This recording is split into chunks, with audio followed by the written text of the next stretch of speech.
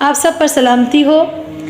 اللہ رب العزت جس کو چاہتا ہے بیٹے عطا کرتا ہے، جس کو چاہتا ہے بیٹیاں عطا کرتا ہے، جس کو چاہتا ہے ملا جلا کر عطا کرتا ہے، اور جس کو چاہتا ہے وہ بانجھ رکھتا ہے، جس کو چاہتا ہے وہ کچھ بھی نہیں دیتا، اور جس کو بار بار مانگنے پر اللہ رب العزت عطا کرتا ہے۔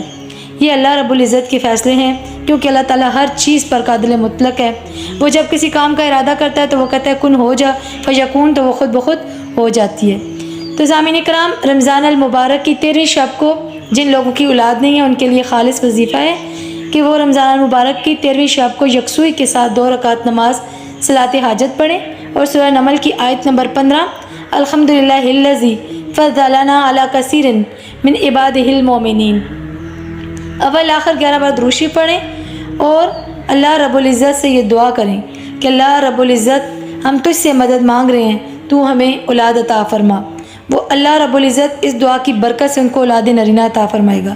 اور اسی طرح قرآن پاک کے اندر ایک اور آیت مبارکہ ہے اولاد کے لیے، ربی لا تذرنی فردا وانت خیر الوارثین، ربی لا تذرنی فردا وانت خیر الوارثین۔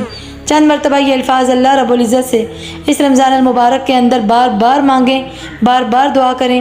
اللہ رب العزت سے دعا ہے کہ جن کی اولاد نہیں ہے اللہ ان سب کو اولاد نرینہ عطا فرمائے، آمین یا رب العالمین۔